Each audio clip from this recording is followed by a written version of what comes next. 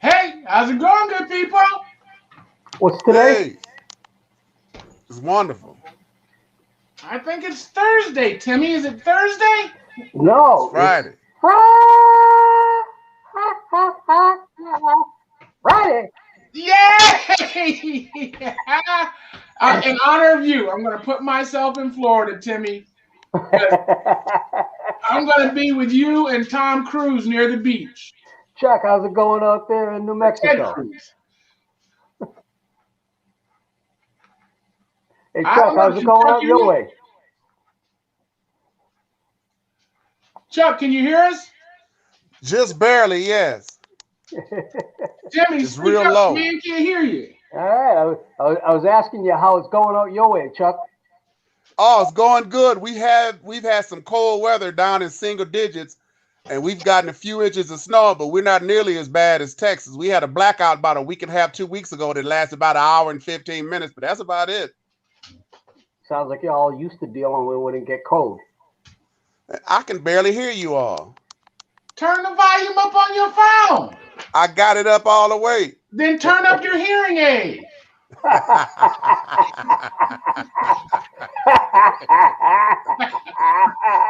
Can you hear that? I heard that. I heard all that. Turn it up. He didn't let you turn it up, did he? All right.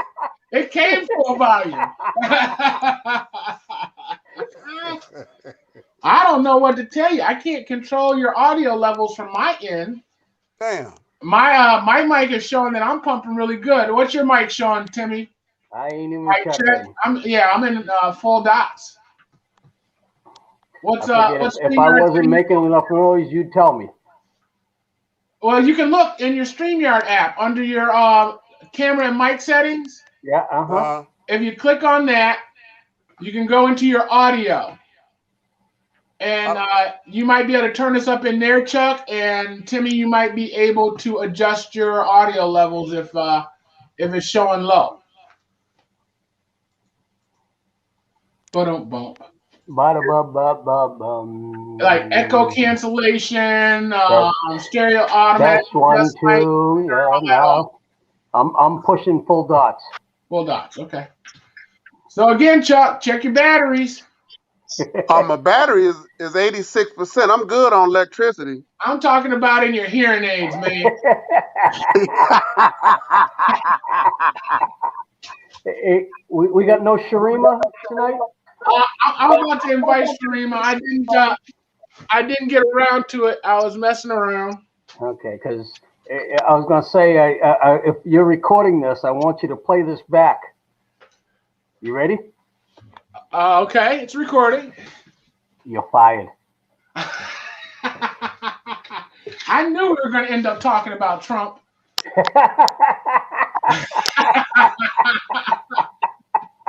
I knew it. I knowed it. You sent a call to a thing to Jeff, right? Yep. All right. I sent it to 2 Jeffs. Hopefully one of them's the right one. Well, we're not against making friends. We're not against making friends here on Eclectic Ramblings. Yeah, as long as he doesn't think I was making any overt plans with him or coming on. I hate to lead him on. You didn't send him a link to. Yeah, don't do that. Don't do that. We'll see how bored Sharima is. Maybe she'll join us tonight. We'll send her an invite. I see this meme this weekend. So who's been watching TV? Y'all gotta tell me what's going on. What am I missing? I've turned the TV off again. I've been watching that new show with Queen Latifah called Equalizer, and I like it. It's real good. She's kind of like a person you call when you can't call the police. It's remember the Equalizer in the 80s? It's a remake of that, but Queen Latifah is the Equalizer now. Right. Right. Nice. And it's something hot. It's something hot about seeing a good-looking woman kick some ass. You know what I mean? Yeah. It takes me there. You were wishing you was on the back end of that ass whooping. Right? Hit me again, Queenie Queen. Oh, yeah, love your bad boys. Now, Chuck, Hey. you're too close to a brothel to be complaining, bro. Too close to what? You're too close to a brothel to be complaining. They might Yeah. go a little extra, but I'm sure that they'll find a big gargantuan. And then I like that show. I like that new show, that SWAT show that came on a couple years ago with Shamar Moore. It's the bomb for me. SWAT. So a new remake of SWAT. Yeah, and I thought they couldn't do anything different with it, but it's really hot. But one of my favorites is a show called The Chase. It's a trivia game, and they have the guy Ken Jennings that won Jeopardy. They got 2 or 3 former Jeopardy champs as the brainy guys, and they go against a team of 3 people in a trivia contest, and it's the bomb. Last night, threesome won $400,000. But what did you learn, though, Chuck? What did you learn? It's a trivia show. Give me one of the answers. Okay, one of the answers. Let me see here. It'll probably come to me in a while, but it was good. It was good. I like watching trivia shows for that fact that I learned some useless trivia. Right. Learn something useless every day, right? Yeah, Exactly. in the world is in Taipei or whatever it is. So what do y'all think about the virus and when we might be almost back to normal? Well, I'm gonna let Timmy go first. Have you seen the news lately? There was a dude on the news today talking about there's been a major drop in cases in the United States and several other countries around the world. So there are people that are speculating that we're starting to experience herd immunity, and we could be basically out of the woods by the end of April. Oh, that would be so good. Why do you want to call it herd immunity? What makes you use that word? Because when you get to a certain point where a certain percentage of the population has the antibodies, the virus can't continue to spread. Right, but we haven't vaccinated a quarter of the population. But it's not about vaccination. It's about people that have had the virus and people that are vaccinated. So the combination is what they're saying is bringing it down. Yeah, that people having the immunity, whether it was through vaccination or through having had the virus, the immunity. Okay. Yeah, it's getting to the tipping point where the virus can't spread as effectively or as efficiently as it was because too many people are already immune to it. Well, Paul took 2 tests and he took like 5 tests and he got 2 positives. Yeah. Oh. So he quarantined himself next door in the apartment, and limited exposure over here for 10 days or something like that, just to be safe. Yeah. Okay. You got to say take. now he is a antigen carrier because he had it, got over it, and now as he's breathing in the air, he's putting out that into the out there, and everybody like him, and that's what's causing it to go down. Yeah, that's what they're saying is that, well, it's like this, okay? So if you get 10 people in a room and 8 people already have the virus or have had it and have immunities to it, that means there's only 2 people that it could possibly spread to. Right. Okay. Whereas if you've got 10 people in a room and not a one of them have had it, you got 10 people it could possibly spread to. So herd immunity is you got 10 people in a room and 8 of them already have the antibodies. Okay. All right. And that was what Switzerland wanted to try to do at first. And for some reason, it wasn't quite working out for them, and they had to go to quarantining. Because at first, Switzerland wasn't going to quarantine. And they thought that if they had everybody together all the time, eventually herd immunity would take over.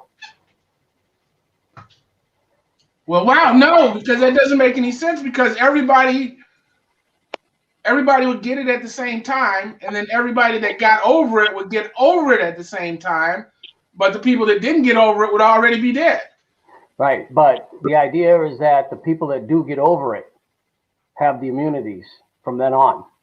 Right, but you can't do it from Jump Street. You got to wait. Right. That's what the scientists have been saying is no. You before you try to achieve herd immunity, you got to come up with an anti.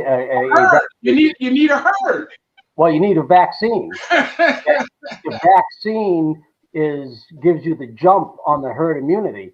So instead of me handing it to you and you handing it to Chuck and Chuck handing it to somebody, if we all go get the vaccine, then we all got the antibodies, and it can't jump that much.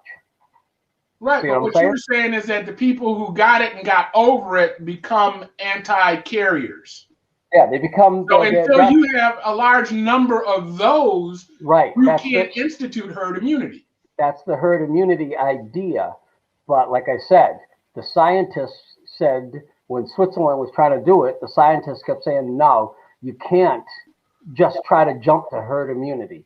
Right. You've got to separate, create the vaccine, get everybody vaccinated, and then you can talk about herd immunity.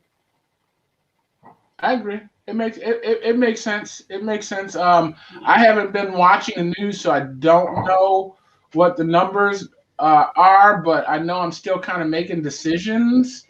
Yeah, and you can't not make decisions on it, right? Now they're talking that possibly by the end of July, every American could be vaccinated by the end of July, possibly. But at the same time, the CDC is even telling the people, because I know several people that have gotten the 2 shots, and they're still being told, wear your masks. Wear your masks. Okay, so masks, I don't think masks are going to go away. I think there's several things that have been implemented that are here to stay. So we may go back to restaurant seating. And I got, honestly, last Saturday night, I went downtown St. Pete to go meet my brother and sister-in-law for dinner. And the restaurant that they picked down there was doing 90% or better seating. And there was nobody in that restaurant worried about social distancing. So we ended up leaving and going to another restaurant. Yeah. We just opened back up in the past week, opened our restaurants back up to 25% capacity. And they also offered the school district opportunity to open the schools back up. But Albuquerque is going to stay on in-home learning for the rest of the year, they said today. Yeah. We've been back at 50% capacity since, I want to say it was somewhere around September, October, that we went to 50% capacity. We have never gone above 50% by the mandates. However, there are a bunch of restaurants that are going on their own are going above 50%. And there was just an announcement today on the news about a couple of places in Ybor City that got their liquor license yanked for violating protocols. Beautiful. They opened prematurely. No, not open prematurely. It's failing to follow the mandates of 50% capacity and masks to be worn, with the exception of the only time you're supposed to take your mask off if you're in a restaurant or an establishment is while you're actually seated. You can take your mask off to consume your drink or consume your food. Right. But if you get up to go to the bathroom, you get up to walk up to the bar, you get up to go outside and have a cigarette, as soon as your butt leaves your seat, your mask needs to be on your face. Okay. And the restaurant that just seems silly. The establishment itself has to limit patronage to 50% of capacity. I understand that completely. And that's where they keep getting busted. Is overcrowding.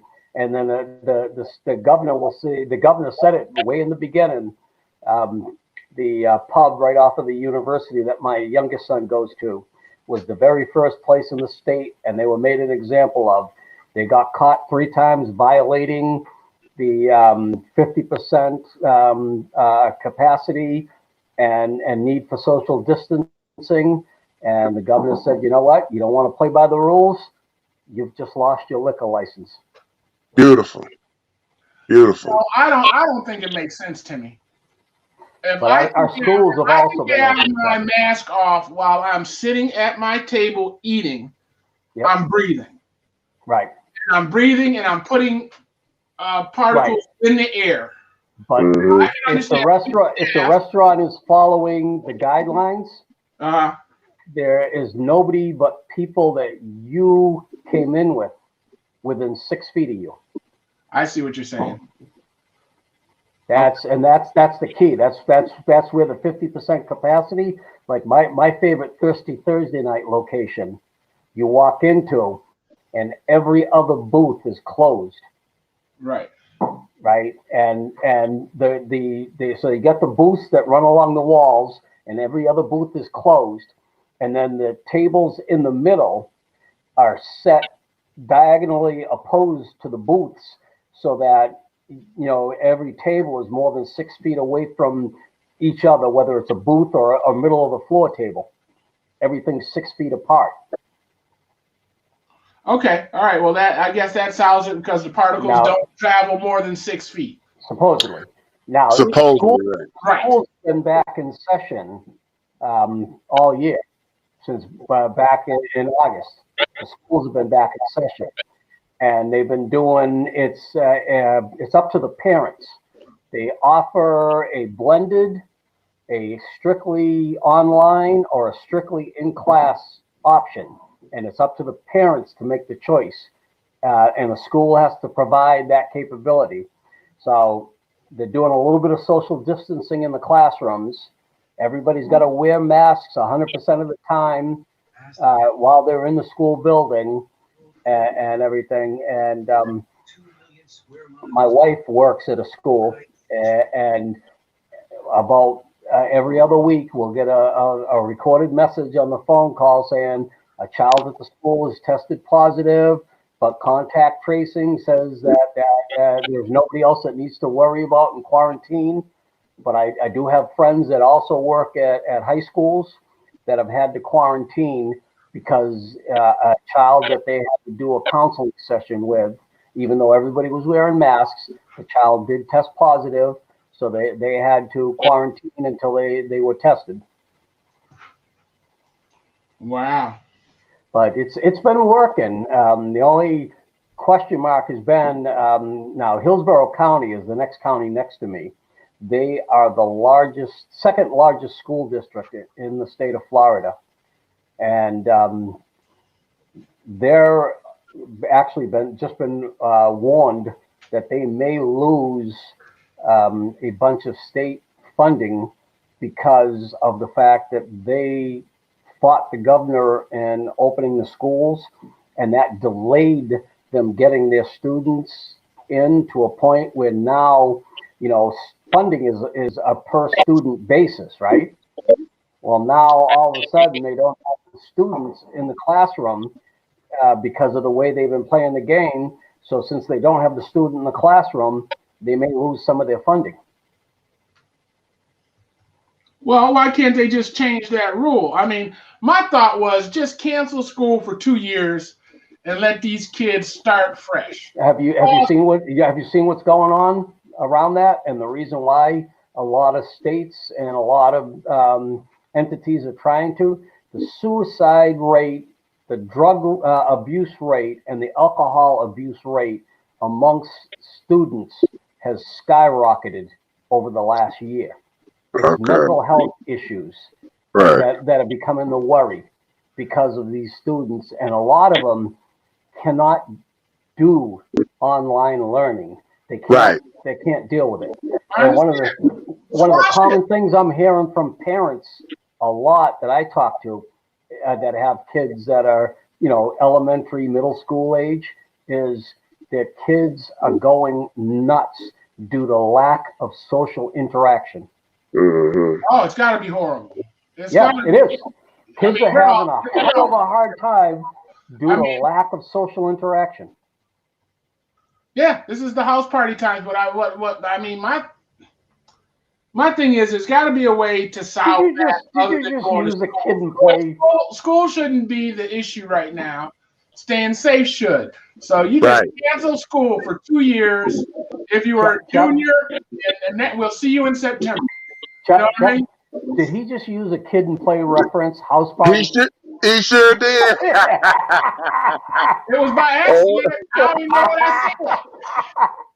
I love it when it's on funny on purpose, but even on accident is even better. I was telling my daughter about that movie the other night and how a young Martin Lawrence is in it, and she's like, "No way, Dad." I said, "Dad, you gotta watch that movie. See, Martin Lawrence is a late teenager. It'll crack you up." Well, you know, I was looking for something to watch, and I saw I saw an interview with Jennifer. Was it Jennifer Beals? No, Jessica Alba. I think she's a princess now. She married some king with some islands or something. She's all the stuff that the interview was about her kid finding out that she used to be famous. Oh, wow. Yeah, her 12-year-old had no idea. She used to be Dark Angel or whatever it was. Wow. So that got me going that rabbit hole. So I went and clicked into Dark Angel, and I just smiled all the way through the show. I remember this. This was hot. This was really hot when it came out. What movie I sat down and watched when I was in the hospital that I hadn't seen in a while was Barbershop. Oh, yeah. And I love me some Barbershop, especially Cedric the Entertainer playing that old barber. Yep. And so, you know, here it is, Barbershop 2, and at the end, the Obama lookalike comes in. Well, let me ask you guys this question: did you watch Roots with your kids? Not with my kids. I don't know if they've ever watched it. Because I've not seen it on at a time where I could sit down with my kids and watch it. I did watch it as a kid. I was 14 years old when Roots came out. It was 25 years before they rebroadcast it, dude. Yeah. They do Schindler's List every year. Schindler's List plays every year. It was 25 years before they replayed Alex Haley's Roots on TV. When it originally came out, I was a freshman in Duxbury High, which was probably about 3% black. Yeah. Well, I was in college when it came out, and I watched every single minute. And when the last episode went off, I vowed I would never watch it again, and I never have, and I never will. So I'll never watch it with my kids because I couldn't hang with it no more. I wouldn't let my kids watch it either. I don't blame you. I don't blame you. I mean, especially when they were young. I want them to see it now. In their 20s, but I definitely didn't want them to see it 8 to 16 because I mean, when I turned off the TV, I was so mad at white people. Yep. It took me a minute to say, okay, it ain't these white people. Right. Here's the problem I had though. The next day after, you watch it that night and you be that way, and then you wake up the next morning and you get your breakfast and you go to school. And inevitably, at multiple points during the day, there would be somebody that would say something or do something. I actually had a kid walk up to me with a wanted poster, nigga, dead or alive, and hold it up in my face and say, "That's you." Whoa. Well, see, I was lucky at the time. I was at Region 5 middle school, and there were only 3 white kids in the whole, and 2 of them were my friend. The other girl I didn't know, so that worked out all right. We didn't have that problem, but they were the only white folks I knew, and they were white because they were from the hood. Duxbury High was that was not the place to be as a black youth after the morning after a Roots episode aired. Oh, yeah. Shortly, I found myself in the same position. 5,000 kids, 50 black folks in Grand Blanc High School. Yeah. Well, see, we integrated Grand Blanc High School, so when I was there, Right. it was 750 in my graduating class, and 4 of us was black, and that was the most amount of blacks that had graduated at that time. Yeah. And January of 1970 is when we integrated the district. What year did you graduate, Chuck? 75. Okay, I graduated in 81. Okay. And we I had graduated in 80. we had 50 black folks in the senior class. Okay. And we out of the whole school, I think it was 11 or 13 black kids. So you was with my sister then. Right. Yeah, me and Marjorie went to school. Yeah. Yeah. Welcome, black man. What up? What up? What up? What's up, young Mr. Heron? How you doing? Hey, now we need to shuffle that sign down from your under you, Paul, to him. The handsome one, yeah. we need to move that. Right. Move it down. Because it's false advertising as it stands right now. They got jokes, Marcus. They got Let 'em jokes. And so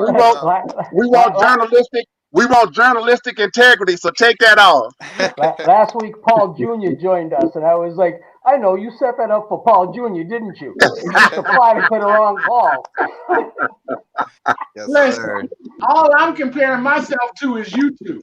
And I am Well, you coming in last. A distant last. We were just talking about COVID and what's going on in the different cities. Chuck says they're up to 25%. Timmy, what'd you say? 90%? No, we're at 50% by state guidelines, but there are a lot of places that are going to 90%. Wow. Yeah, I'm not sure where California's at. California had a big surge over this last month or two, last couple months. They've been having some bad problems, especially down the south end, down to San Diego and down towards the border. Yeah, the crazy part is, like, I don't know a lot of people in LA who have gotten it personally. Like, I'm hearing more stories about people who had it for like a couple of days and they got over it. But for the most part, like, nobody I know personally has gotten COVID in LA yet. So it's weird. It's a party tonight. Welcome, Candace. Hey, Candace, how we doing, girl? Hello, everyone. What up? All right. So you say you don't know people, but Marcus, you're young, though. Yeah, well, I mean, I know people. I probably do know people who have had it, but also I feel like people my age who get it don't really say they had it. Interesting. There's a lot of them that don't even know they had it because the Yeah. symptoms are so mild. Right. Yeah, and everybody, most of the people I hear who had it, they had like super mild conditions. Like, if anything, like it was really bad for like 2 or 3 days, and then they got way better. It wasn't like weeks or hospital worthy. Not like us old folks that get beat right down. Right? Do you know of anybody that's died of COVID? Do I personally? No, Timmy. Okay. Yeah, but the guy that I know, the 2 people I know that died, they had other situation, and COVID basically rushed the inevitable. One guy had congestive heart failure, and he had already been told by his doctors he probably wouldn't see the end of 2020. And then he got the COVID, and that made sure he didn't see the end of 2020. Wow. And then my sister Annette, that you know, her and her husband had an in-home Alzheimer's patient they were taking care of. And one morning, they don't know, I mean, she had Alzheimer's, but she also had diabetes. And one morning, they found her in the room. She got out of bed, and that was the end of it. Wow. Wow. So 2. Chuck, you know anybody? Yeah, 2 cousins and Cartwright. Cartwright, yeah. Yep. So 3. 3, right. Candace, you know anybody that's died of COVID? My aunt did. April 15th of last year, she actually died on my brother's birthday. Yeah, and it was quick. As in, she went to the hospital because she thought she had a sinus infection. Next thing you know, they were telling us that she was on a ventilator. Then they were going to walk her back off the ventilator. Then they said they couldn't walk her back because somewhere in there she had a stroke.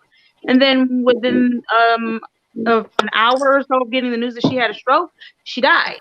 Whoa. Wow. So, but I had another aunt who, after that aunt passed, my other aunt ended up catching COVID.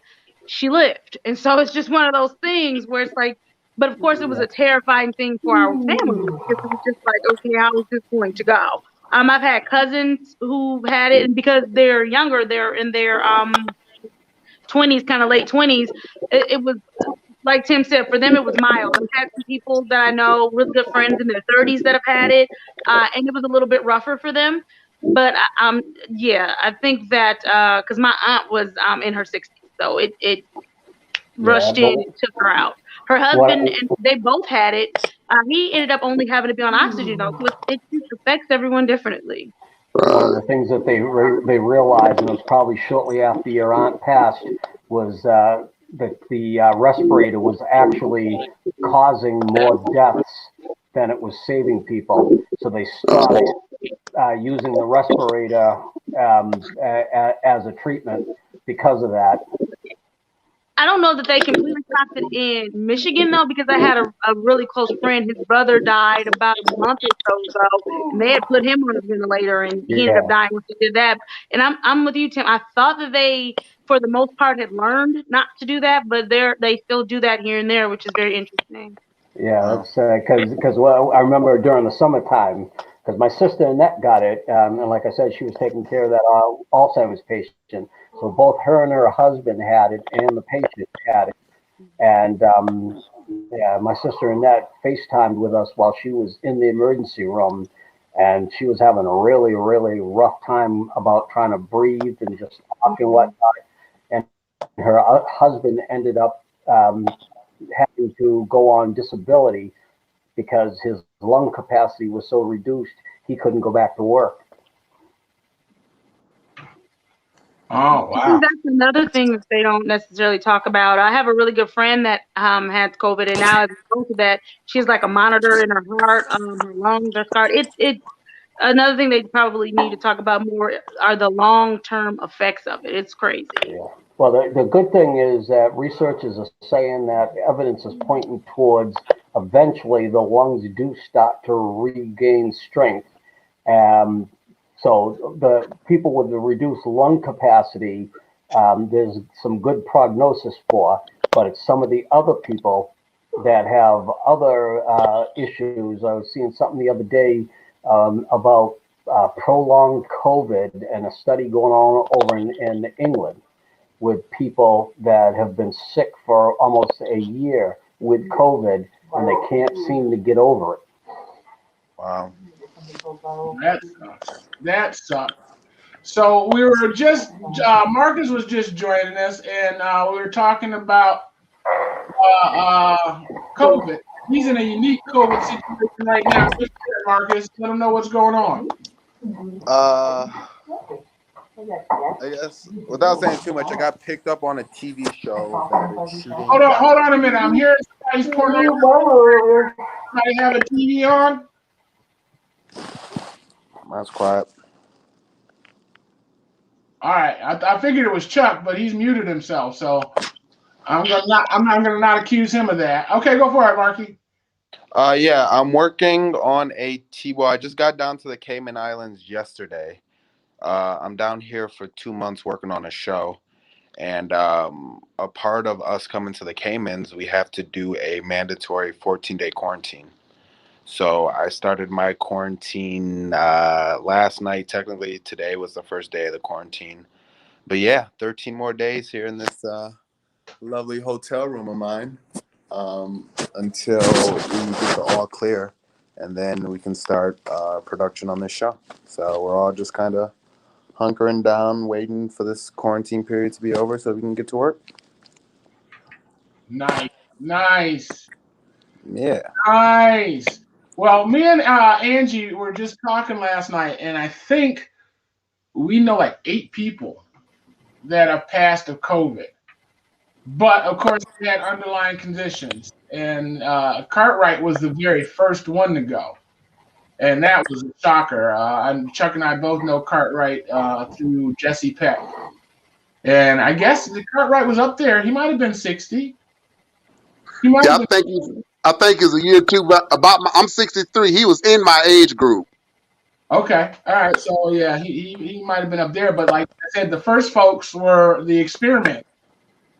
You know, they didn't know they didn't do a respirator or whatever it was. It sounds like the respirator accelerated the COVID. Well, let's go on the lighter side.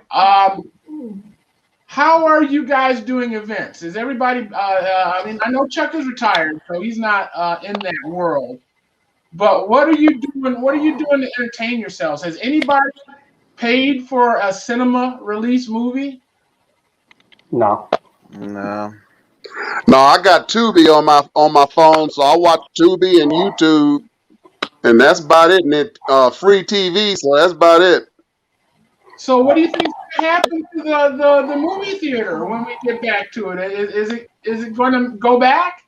Yeah, I think people are Well, itching and people are ready to get back into the movie theater to watch movies. So I don't think it's gonna go too far. I think this has showed people how much they miss that stuff. So once it opens back up, it's gonna start booming again. So you think the thought of paying for a theater movie on your phone is not appealing enough, and that everybody's just waiting for them to open with bated breath? Interesting concept. I could see movies being re-released when the theaters open back up, like big how like blockbuster movies that like are meant for big screen airing. So I don't know. That'll be weird to see how they go about that. I did rent one movie, Unhinged. I did rent Unhinged, and boy, oh boy, if you haven't seen it, check it out. But I did rent Unhinged. You gotta give us a short synopsis. We're not just gonna go by that. Long story short, Russell Crowe has road rage to the nth level. Like, it's bananas. It's no way to describe the road rage that he has. Okay, Chuck, you're about to say something. One of the theaters here offered people the opportunity to rent the theater for themselves and have like 10 friends come in or something for like $90, I think it was. Yep, $99 you can rent a theater. Yeah. Yep. I see this quick blurb the other day, but I didn't get to follow it up on it, was that there are some movie theater or cinema types that are starting to say that the streaming services are actually ruining the future of the movie theater. No, I mean, it acted as another outlet for them. Movies, I was like, did Marvel hook up with one of the streaming services? Hold on. I know there are a couple of companies that did, because there is a movie that's about to come out that you can either pay to see it in a movie theater or have a certain level of HBO. Yep. There's nothing like going to the theater though, sitting in front of that big screen with a bunch of people. I love it. Yeah. Well, that's what they said about the drive-in, Chuck. That's what they said about what? That's what they said about the drive-in. Well, that's true. Well, the drive-in's different. With the theater, like, you can feed off people's like laughter and like gasp and stuff like that. Like, there is a certain there's a certain feeling that you get by watching movies in the theater. I agree, but I never really saw a movie at the drive-in. You never saw a movie at the drive-in? You never watched a movie I didn't know they showed movies there. You thought it was an open-air motel, didn't you? Yeah.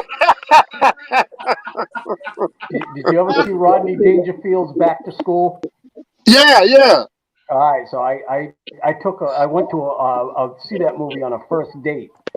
That was the last date with that young lady. The way I was laughing in that movie theater embarrassed her so bad she didn't want to be seen in public with me again. That's a good movie. Rodney Dangerfield, Back to School. That's a classic. Yeah, that's funny as heck. Yep. But also, Paul, a lot of people have like theater type setups in their basement or in their family rooms. Yeah. I watched Judas and the Black Messiah with my sister, my niece, and my brother-in-law. And my niece and I had a great time. We're like Marcus, feeding off each other in the movie theater. My sister and her husband after the movie were over. They were like, "We're not watching a movie with y'all anymore. Y'all talk too much." Like, if you were in the theater, you would have enjoyed it. How was You that movie, know, Candace? You definitely need to see that. It's a must Yeah, see. I want to check that one out for sure. I what might was watch the that name of today. it, Candace? Judas and the Black Messiah. It's a new movie that came out. That main actor from Get Out, he's like the main character in that too. Okay, I just I plugged the Apple TV in, and I got it set to show screen movie posters. Right, Mm-hmm. it just flips movie posters around, so I can try to find something to watch. And I think, if I'm correct, Tenet is one of the big screen movies that decided to go streaming instead of in the theaters, or it did both. Did any of you guys see Tenet? No. And then they were advertising another one that was Muhammad Ali, Malcolm X, And Sam Cooke. Martin Luther King, and Sam Cooke. Yeah, that's actually on Prime. Is that a Prime show? Yeah, that's a Prime well, it's free because I have Prime. Yeah, it's on Prime. It's Black History Month. It's probably everywhere. I don't know. But Judas and the Black Messiah is about Fred Hampton and William O'Neill, who became the FBI informant to infiltrate the Black Panther. They were FBI informants for who? For Malcolm? No. William O'Neill he infiltrated the Black Panther Party. He struck a deal with the FBI, infiltrated the party, and was just kind of part of that whole plot orchestrated to bring the Black Panther Party down and to bring down Fred Hampton. Interesting. See, those kind of movies aren't even in my what do they call it, zeitgeist? It sounds like trying to use big words on us now. The movies are supposed to be entertaining. They're supposed to, in my book, make me laugh. I don't want to think. Well, the thing is, a lot of people my age don't even know about that situation. So these movies are important in a certain aspect to kind of like shed light on what happened back then and like how messed up people were. We were that's a good point, Marcus. We were talking earlier about Roots. Have you ever seen Roots? You wouldn't let me. But that's why I was in like third grade, and yeah, you and Mom were like, "Nah, you should probably wait." It changed because you're like it changed your outlook on how you view a lot of things from watching that movie. So you didn't want that to happen to me. So I never watched it, and to this day, I mean, I've seen like bits and pieces, like the main scenes from it or just scenes from it. But yeah, I've never seen the whole thing. It may seem cheesy now, as old as it is, but it's something you should watch. You're capable of handling it now. Yeah, for sure. Yeah, you've had exposure to so many varieties of folks that it's not going to affect you. But my world was small when I saw it, very small, and yeah, it was powerful. But I'd like you to see it because I'd like to talk to you about it. It's like an 8-hour movie, isn't it? Took a week. Wasn't on for a week, guys? Yeah, it was a week. Every night, 2 hours. Was it 2 hours? I was going to say it's like 3 hours a night with commercials for a week. Jeez. That sounds about right. And Marcus, it was a phenomenon. Between that and I think it was How the West Was Won or one of those other miniseries. What was that miniseries that got everybody at home at 9 o'clock? But wait, when Roots was on TV, was that were white people talking about it, or was it just like a black thing? Oh, the world was talking about it. Really? Yeah. It like I was telling your dad, I was going to a high school at the time that was probably 3% black. And I actually had a guy walk up to my face one morning after a showing with a wanted poster, nigga, dead or alive, pointed at the poster, pointed at me and said, "That's you." That's crazy. So yeah, it's a 10-hour movie basically. That's crazy. You haven't seen it either, Candace? Oh, I've definitely seen Roots. They showed it to us when I was in 6th grade, and then I've watched it a couple of times as an adult. So I've definitely. Well, come on now. I should have known better. My bad. Right. How did it affect you? Okay, so this is the thing. I did not grow up in a household where race and racial issues and all those things were sugar coated, or that we were shielded from them. I grew up in a household of, this is the reality of life. You know, the good thing is, though, the elementary school that I went to, the crazy part is a lot of my teachers were white and a lot of my teachers were black. So it wasn't like I only had, like, I was only seeing one side of anything. We didn't have like a lot of white students in my elementary school. My elementary school was definitely predominantly black. But even then, like the white students there, nobody treated anybody any differently or any poorly. There wasn't name calling and stuff like that going on in my elementary. We were exposed to reality, but it wasn't in a way that it was because someone was being racist or because someone was being prejudiced or because someone was upset. It was just, this is what happens in the world. This is what has happened in the world before. You know, it was just one of those things where you just were made aware at a very young age. It was never hidden.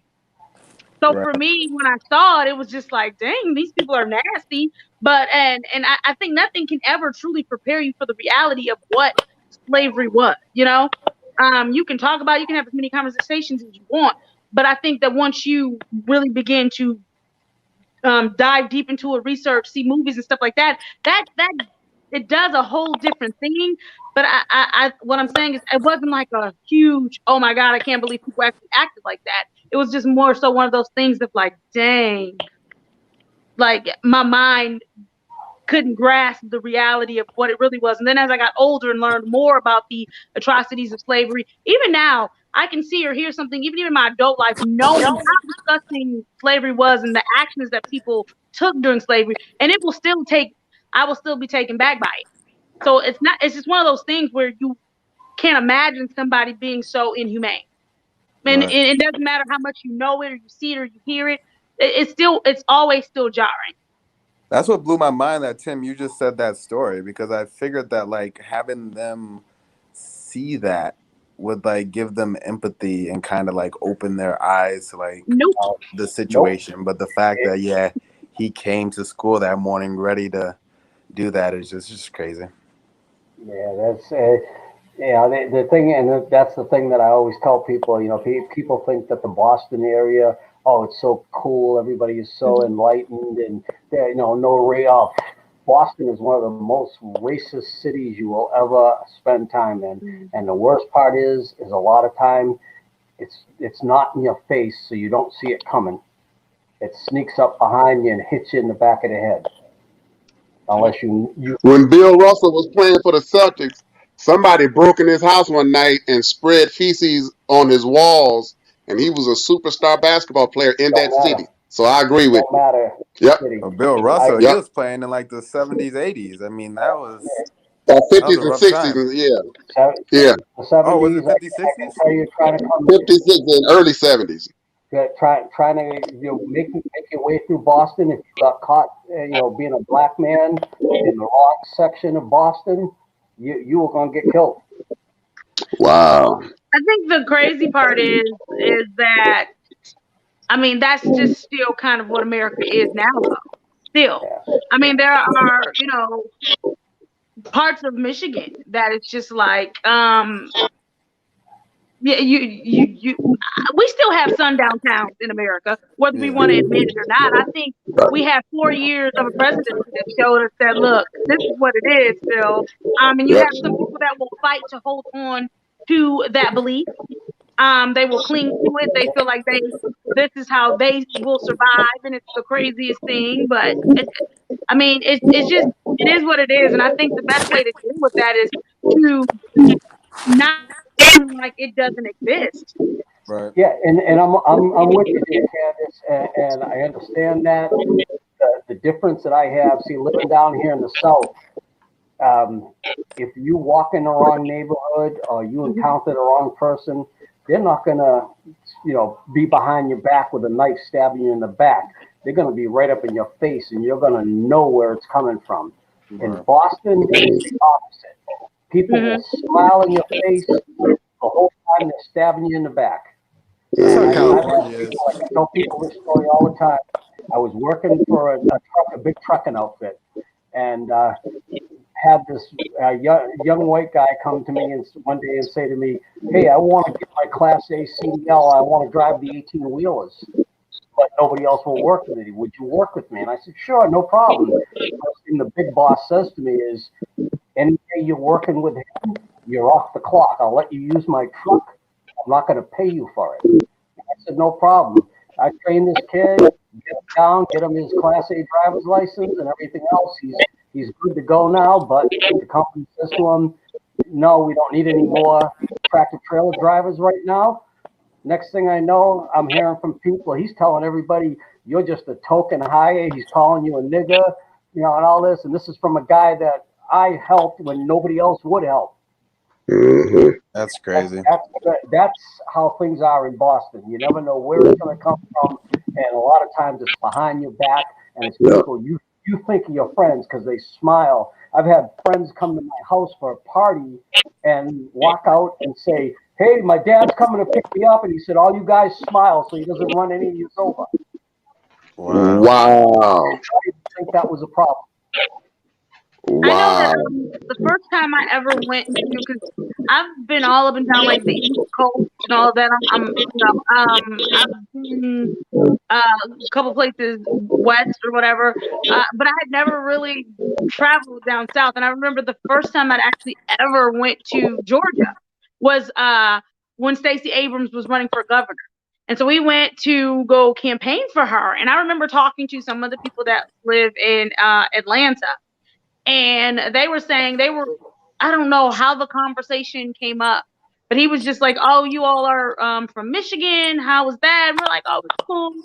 And then somehow they got on the subject of, he was like, "Oh, we drove by somewhere." And he's like, "Yeah, this isn't one of those places that you necessarily would be after a certain time." And I was like, "Oh, so like a sundown town." He's like, "I wouldn't think you all know that about that kind of stuff being from Michigan." We're like, "Oh no, it's places in Michigan that you just know.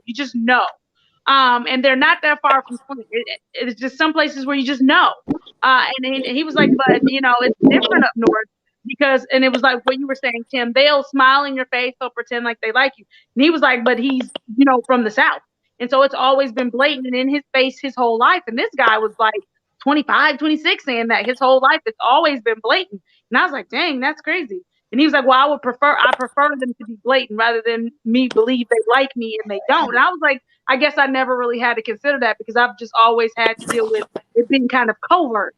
And so I was like, "Man, I will tell you, I will tell you from experience, I would rather it be right up in my face, so I know and I can do what I need to do to protect myself or what have you, than have it sneak up behind me and hit me in the back of the head.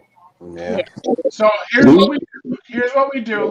We start a new organization, Confederate Flags for Bigots. And we pass out Confederate flags and make sure that they fly them proudly so that we know where they are. Yeah, see, I can't get behind that for one reason, is I know down here in Florida, I know a bunch of black men who are very proud of their Southern heritage, and they actually are in the not reproduction, the reenactments of Civil War stuff. They ride under a Confederate flag when they're out there, and they are very proud. They're very proud black men, but they're proud of their Southern heritage. Let me tell you something though, and this is the thing that would probably blow their mind.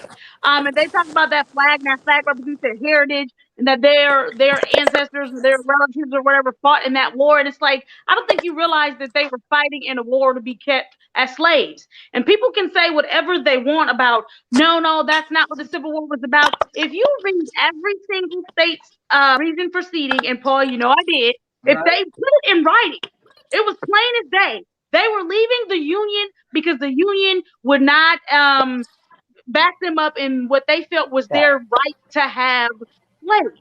They left because they wanted to keep their slaves, and the North said absolutely not. I mean, and I've read them all, and they're all disgusting. But to me, Texas was the worst. Texas was the absolute worst. But, You had a couple other states that kind of like gave some historical context, background, tried to sugarcoat it before they got to the whole you're not taking my slaves. Texas flat out said, look, we came over here to this land. We took this land over so that we could have a place for ourselves. Now you're trying to tell us that we got to share this land with these black people. You're telling us we got to let these Mexicans be okay. You're telling us we got to let these some Indians, they ain't calling natives. We got to be okay with these Indians. They were like, we took this land for ourselves. We didn't take this land to be fair and share with them. Then they were mad at the North because they said, and then you're letting these Mexicans attack us, and you're not helping us when the Indians are coming back trying to take this land back over for us. So we want to leave because of that. They're like, and then you're telling us you're letting people come down here and free slaves, and then when we tell you to send our slaves back, you tell us no. And then when we tell you to send back the people that came down here and freed the slaves so that we could try them in our court, you tell us no. And so then they were like, and then we want to leave because if you really think that they were like, we're not equal to them, nothing about us is equal to black people. They said it goes against nature. They said it goes against divinity. I was reading, I was floored. I was like, oh, you really think that God told you you're better than somebody? You do know that they believe it.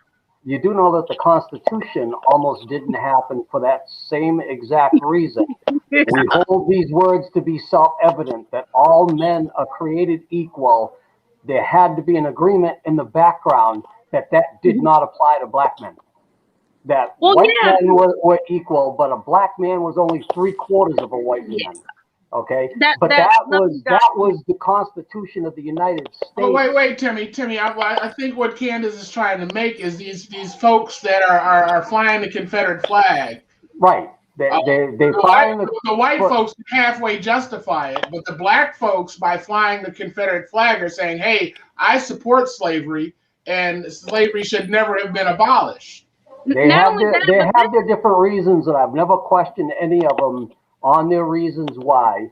They love being a Buffalo Soldier in these reenactments, and they love running under that Confederate flag, and they are very proud about it.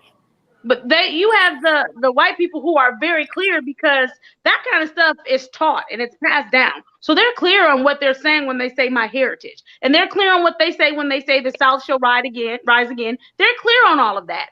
And I think you just have black people the same way that you have black people that it was like they wanted to stay where they were familiar with, and this is what they were familiar with, and this is how they were going to be comfortable there. And so if me acting like or pretending like I'm proud of this is how I stay safe where I am, or maybe they could be, you really feel like, okay, but whatever the reason, all I said to Paul was I can't get behind saying that Confederate flag is the indicator because I'm with you, Tim. I know people that are proud of it. I know, so it doesn't matter. I think it still is an indicator because we need to be scared of those black people as well. At this point, it kind of feels like the American flag is an indicator. Right. Like if you want to be honest. That's what I was just going to say, Paul, is that you would have to say that about the American flag because there are a lot that don't swear by that Confederate flag that are the same. You know, one of the things I tell people when I was in the Marine Corps back in 1981, I got sent over to Okinawa, Japan. The first unit I was sent to over in Okinawa, Japan was probably 90% black, and the white guys in the barracks slept in fear. Then I got transferred to the barracks next door, and it was the exact opposite of the population.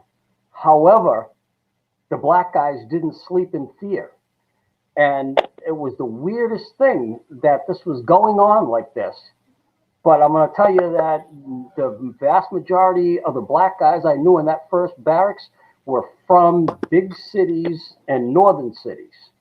And one of the guys that got transferred with me over to the new barracks, I knew that he was a member of the Nation of Islam, and I suspected that he was what they call the fruit of Islam.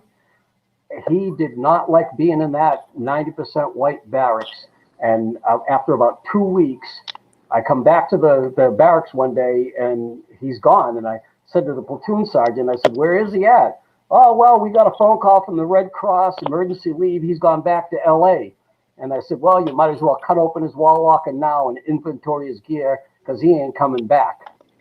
And they didn't want to believe me until they had to cut open his wall locker and inventory his gear. And they said to me, how did you know this? And I said, because I know he hated, and this kid was from downtown LA, he hated being around white people. And so I don't think the Confederate flag would have anything to do with him. But at the same time is that I knew a lot of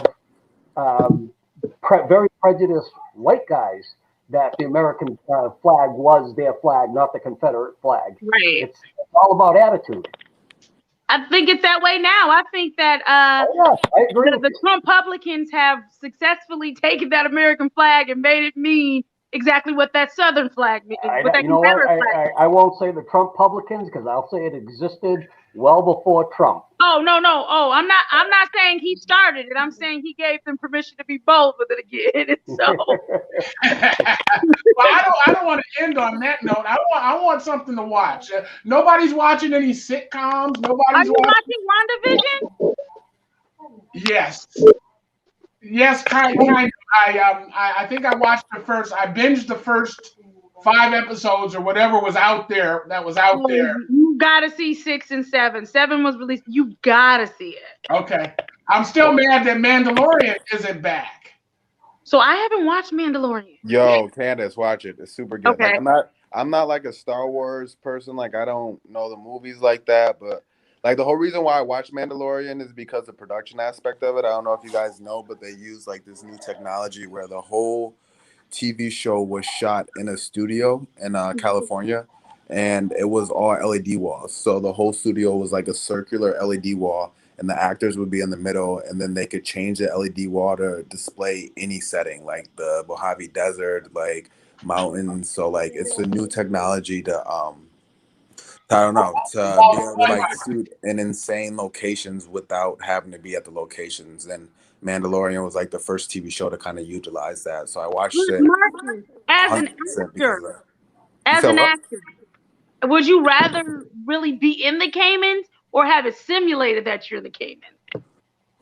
Ooh, I'm on a reality show. So because of that, I don't think that this show would be possible to be able to be done in a studio, just because like we're going to be on location, like we're going to be on the beach, we're going to be doing hikes, we're going to be. But say it wasn't a reality show, would you rather actually be there or in a simulation? Ooh, to be honest with you, since I'm younger, but with COVID, like honestly, like I was just telling my dad, take COVID out. If it wasn't for COVID, then yeah, I would rather be in the Caymans. But with people on my crew who are older and they have families and kids, I'm sure that they would rather shoot in LA. It would be much easier for them because like we're in the Caymans for 2 months. So imagine like 2 months away from your kids, 2 months away from your wife, 2 months away from your car, your house that you're paying for. So I'm sure a lot of them would rather be there. But since I'm young, this is my first time out of country, to like the Caymans, like I'm for it. But it's definitely nothing I'd probably make a career out of. So like I can see the reasoning behind. I watched a documentary on that volumetric studio stuff. It is amazing. It's crazy. I mean, you can get a perspective from the dog's eye, from the horse, from the lady sitting on the porch as a stand-in or whatever it is, all on the scene. And they can walk through, partial sets where you put flowers and bushes up to give it that thing. So they probably could do the dating show like that, but be crazy expensive. Right. It'd be more expensive to do the dating show like that than it would be to do the sci-fi show, where none of those places have this. Hey, Chuck, would you rather be on location or in a simulation? On location. Okay. What about you, Sam? Chuck, judging by that video you got up there that you gave us the link to on YouTube, I know you'd rather be on location. When I've been binging lately, I would rather be on location. The flip to this. Somebody's got a TV on. Who's got the TV on? Is that you, Timmy? No, that's not me. That's not me. I'm silent. It's got to be Chuck. Chuck, turn off that pornography. I got the TV muted. Lately, I've been binging The Hobbit and The Lord of the Rings, and if you've ever seen those movies and that scenery in New Zealand, man. Well, what I was gonna say to the flip of what Candace was saying, like I'm in the Caymans right now, but imagine a show that's shooting in the tundras of Alaska, or shows that are shooting in like crazy cold or just like unpleasurable climates, like the Mojave or like the desert and like the Middle East and stuff like that. Like being a film crew carrying equipment through a desert that's 100 degrees, like I can definitely see the trade-offs and benefits, and also like having to fly a crew of 50, 30 people out to a different country. Like I don't know, it's a completely different world, and I wonder how they're going to tackle it. But I don't know, Candace, if we're shooting in Alaska, would you rather be on location, or would you rather be shooting in the studio in LA somewhere? So I'm going to tell you, I'm an experienced kind of gal. I probably wouldn't want to stay in Alaska long, but I would definitely go. I'm here 2 months. I'm here 2 months. I'm in the Caymans for 2 months. So would you? I'm not staying in Alaska for 2 months, and especially depending on the time of year, because what I'm not going to do is complete darkness for a whole, long period of time. I'm not going to do that. Yeah, when I got this offer for this show, the first thing I did was Google hurricane season to see what the hurricane season was. Because if it would have been hurricane season, I would not have came down here. So, Candace, it sounds like you're going to pull a Ted Cruz and break when things get rough. I'm never going to pull a Ted Cruz because, as you know, I believe in staying with the people. If you are the general, you hit the war base, the war whatever, just like everybody else. Okay, you don't leave your people in the middle of, and then not only that, but you go to a country that's trying to build a wall again. You're trying to tell them they can't come for refuge and safety, but you take your kids and your wife there for vacation and good weather, refuge and safety. Stop. It's crazy. There's hypocritical, and then there's blatant hypocrisy. It's like, well, that is what made me turn the television off again. I was going through the channel, and they were upset at Biden for going home. And it was the talk. All they could talk about was him being upset. And then the Democrats, all they could talk about was Ted Cruz going home. These are little petty things. Nobody's talking about any issues anymore. The difference there, though, is you are a senator of a state in the middle of a huge crisis that's happening in the middle of a pandemic. And I need you to help me understand, even if the pandemic wasn't going on, why you would leave people when you know that, your state isn't even built for the kind of weather that you've got coming. So why wouldn't you be there on the ground, even if you couldn't offer immediate solutions? Why wouldn't you be one of the people handing out generators, donating generators, buying generators with that salary that you get? Why wouldn't you be that you've taken so many vacations in the middle of a pandemic that you have yet to really offer people real relief? Whole nother topic for a whole nother day. But anyway, why wouldn't you be one of the people like Beto O'Rourke is down there calling, making sure people's grannies and grandpas are safe? It's like, why wouldn't you be doing that? Why would you think? Because it's not my job, Candace. I'm a senator. I'm above. No, that is your job. That's actually exactly your job. Well, aren't I supposed to get money from the government for snow plows? Isn't that what I'm supposed to do? And if I didn't do that, you know what I mean? Are you supposed to? Oh, so now you want to participate in socialism that you claim you're so against. Now you want the government in your business when the whole reason that your people don't have any power is because you took yourselves off the grid because you did not want any regulations. You wanted to be your own country in the middle of a country. And so now there's no backup power source for your people. And you go flee to where there is power and warmth and leave these people there. Come on now. I love this girl. I love this girl. And he threw his daughters under the bus. He did. He said the only reason he went down there because his 11 and 12-year-old girls wanted to go, so he threw them under the bus. I'm trying to be a good dad. Meanwhile, his wife was right there in the airport with him. They didn't need you. Funny though, people I hear complaining about all this stuff had very little to say when they Gavin Newsom telling the people in California they need to stay home and stay away from crowds and don't do Thanksgiving while he's traveling. And no, they did not. Gavin Newsom and London Breed. Oh, they let them have it.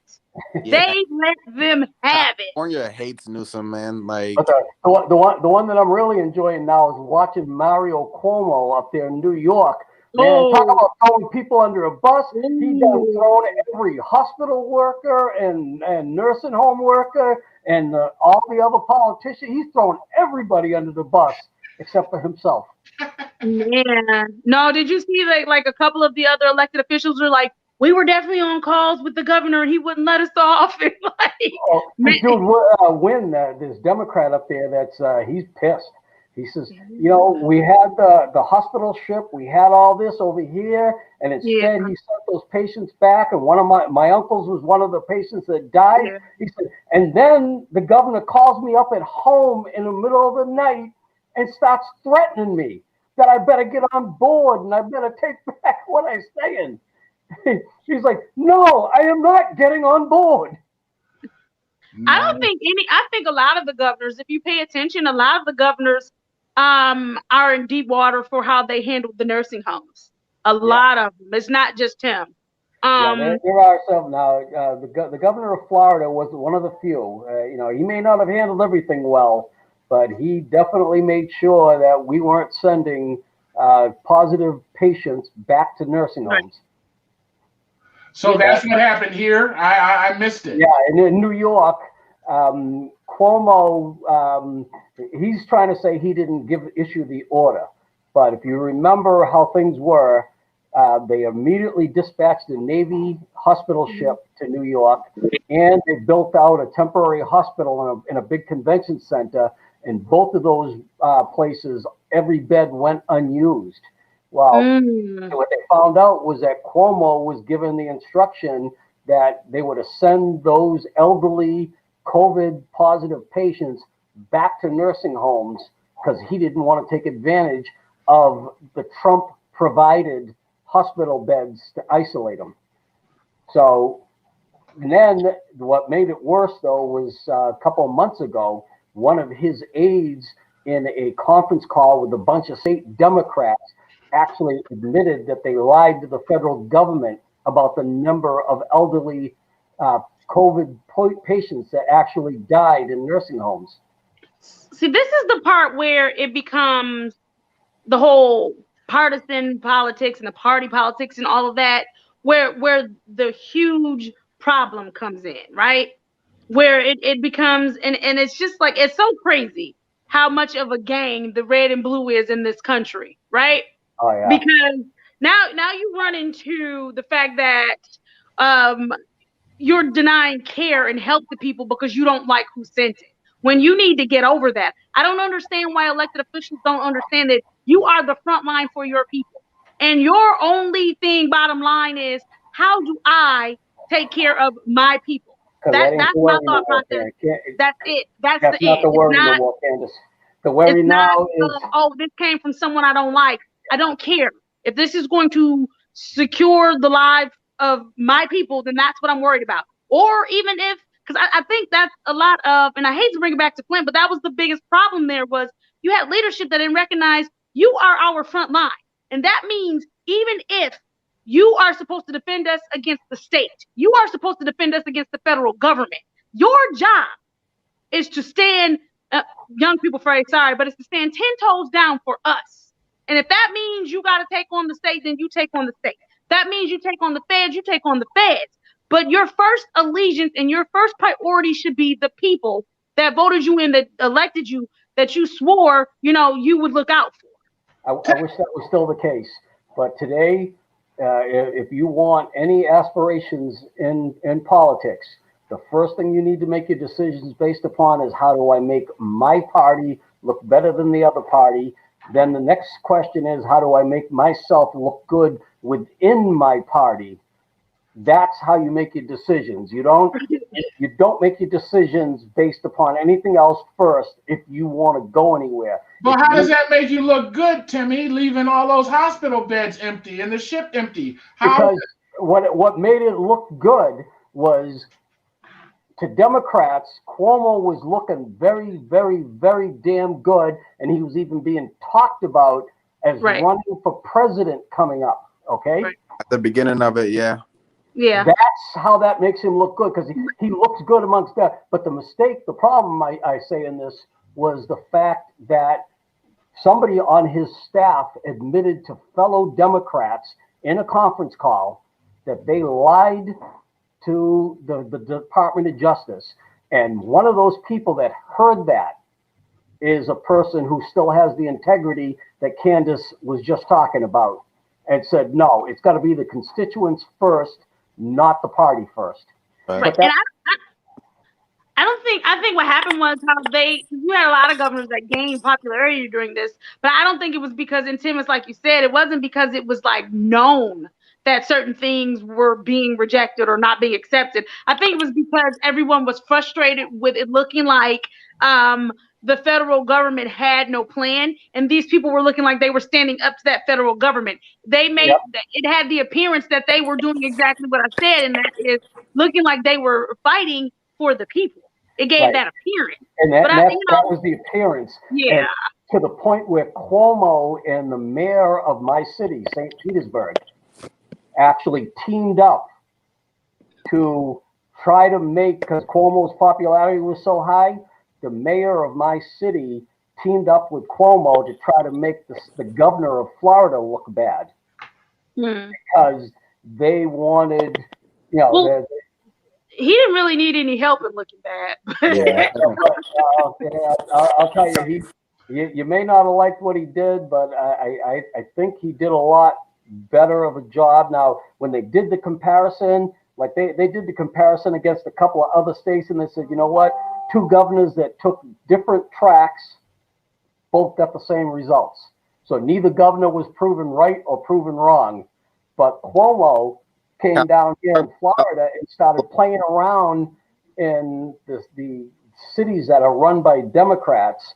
He started playing around and teaming up with those mayors. So Governor Cuomo of New York was going to start taking PPE equipment and other things away from New Yorkers to send to St. Petersburg, Florida, to make it look like the governor of Florida wasn't providing for the city of St. Pete. It's pitiful. It is. It's gotten to the point, and I keep saying to myself, I still need to go down and get out of the Republican Party, because I don't associate with the party anymore, because both parties are pissing me off this way. I'm actually looking at the Whig Party. Because this is the game. The Whig Party? The Whig Party. Well, I mean, I'm thinking, what other party I got to choose from, Candace? The Green Party, baby. All right, I was going to say you got a couple of other options. But I mean, it's like this: both parties, the major parties, it's the first thing, it's a two-step game. How do I make my party look better than the other parties? Nothing in there about what's better for the American people. It's how do I make my party look better than the other party, and then how do I make myself look like a champ within my party? What party was Andrew Chang or Yang? What party was he? He's a Democrat. He's Democrat, and probably just because he had to in order to get on the ballot. Not only that, but it was just one of those things of which one can you stomach? Like you can you. Oh gosh. If he ran as an independent, right there. Which party is more receptive to my personal views? No. It's which party is going to get the media attention. There's never a Green candidate on the dais. There's never an independent candidate on the dais. There's nothing but Republicans and Democrats. How does that happen? The network. Well, Bernie Sanders is an independent who caucuses with the Democrats, but Vermont has elected two independents to the Senate. Right. That both caucus with. Again, the Dems are the closest in line with what he. We believe, right? He's way to the left of the Democrat Party, so he's way away from the Republicans. He could never agree with the Republicans, so he's gonna caucus with the Democrats. And that's for sure. Right, but I'm saying his branding is more in line with a Green Party or an independent than either of those. Right. And he is an independent. He ran as an independent. He got elected as an independent, but he got down to Washington, D.C., and he could be a part of a party of two. or he could caucus with one of the other big parties and have a little bit more sway. Well, somebody to explain to me. I know that he had that minimum mandatory wage thing that everybody was going to get $1,000.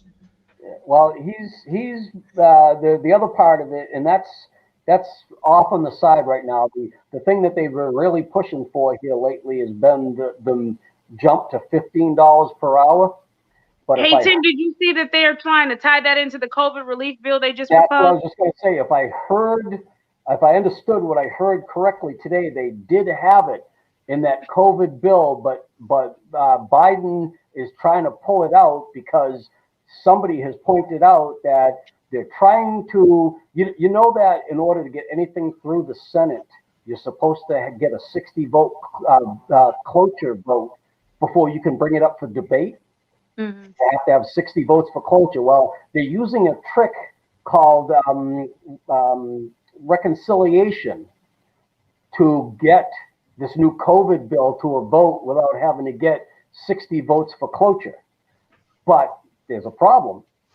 That $15 per hour federal minimum wage makes it impossible to use the reconciliation, budget reconciliation, to do it. So if they leave that $15 minimum, if I heard this correctly today, under the rules, if they leave that $15 minimum wage portion in that COVID bill, then it does not qualify for budget reconciliation, and they have to get 10 Republicans to vote in favor of bringing it up for cloture so they can bring it to the floor for debate.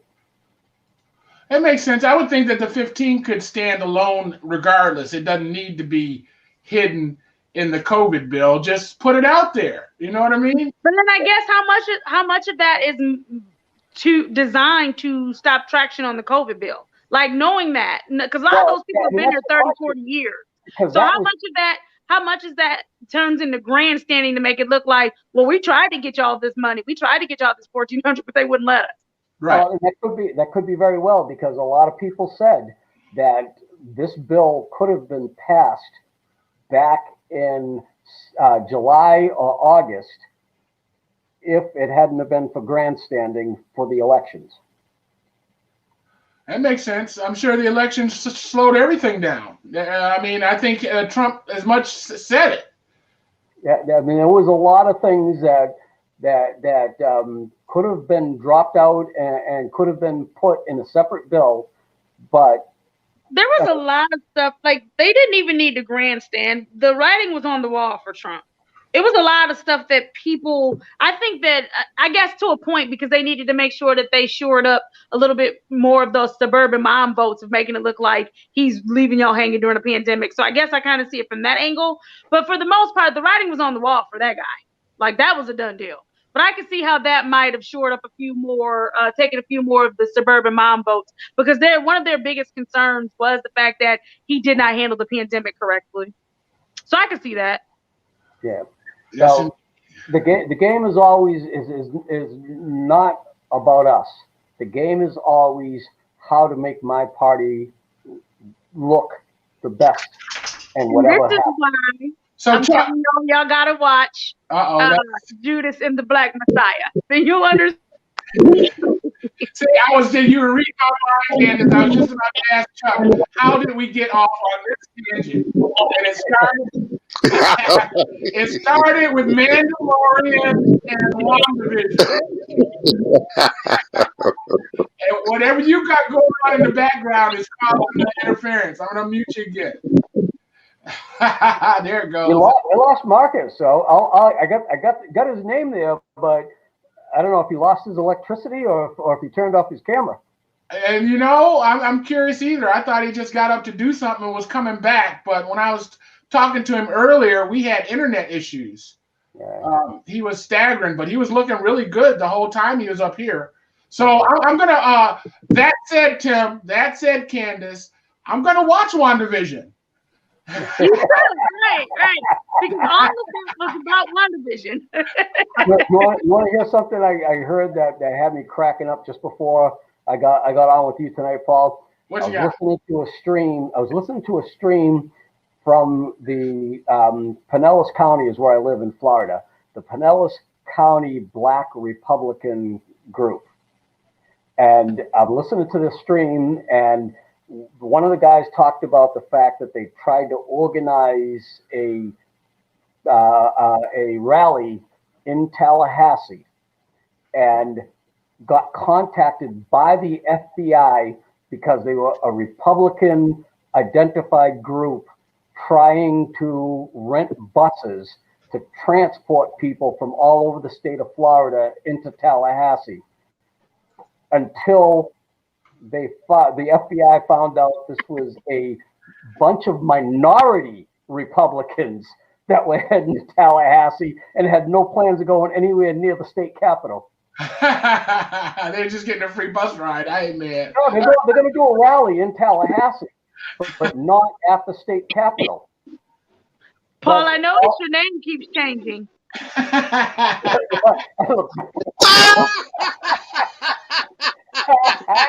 Boy, whatever you smoking and drinking, I want some of that. I think you into that hooch you usually got, Chuck. That moonshine. And that's more false advertising too. Drinking water out of the Flint River again. All right, so she's got us watching some revolutionary stuff and WandaVision. Chuck, what do you want us to watch? SWAT. Okay. With Shamar Moore. All right. That's my show. Timmy, what do you got? I'm just binging old movies now that football's over. All right. Yeah, I got nothing. I'm watching Mr. Mayor. Have you guys seen it yet with Ted Danson? No. It's trying to be really funny. Just one of those weird, quirky kind of shows that I like. It makes me laugh. So I want you guys to check out Mr. President. So Ted Danson's pretty good for that too. I do like Ted Danson shows. Yeah, it's pretty good. He's the mayor of, I want to say, Sacramento or something like that. The trailer for it was hilarious. They showed the mayor at the former mayor at a podium, and they were talking about there's wildfires, there's this, and then there's COVID, and now we got pirates. I'm out. I'm done. He just quit. And that's how. I like the trailer I saw where he's on the bus and the drunk says to him, "No, I'm the mayor." Well, all right. We went way over, but we were having such a good time. I didn't want it to end. Thank you so much, Candace, for joining us. Do you have anything for the good of the order? No, just watch WandaVision. There's 7 episodes up. You will enjoy it. A lot of people had some criticism about the first 3, but it was setting it up for something amazing. So watch WandaVision. Yeah, when I saw my girl come in from two New Girls or two, whatever that sitcom was, I was 2 Broke Girls. 2 Broke Girls. Yeah, I said okay. But you know, she's from the Thor part of the Marvel universe. She was in the Thor movies. Right, I heard that too, and I'm not up on the Marvel universe. Paul, that's what you need to be doing with your time, then. Chuck, what do you said SWAT? Timmy, what do you say? What do I? Oh, you said old movies. You said old movies, right? Yeah, rewatch old movies, enjoy it. Timmy's going to be watching The Sound of Music. I know he is. All right, guys. Thank you so much for joining us. Listen, if you're interested in doing what we do, having a conversation with some people you like or maybe even people you don't like, give us a call at 810-239-2901. And remember, enjoy the life you're living. Just until you can live the life you enjoy. I like it when you do that, Timmy. Peace out, guys. Peace.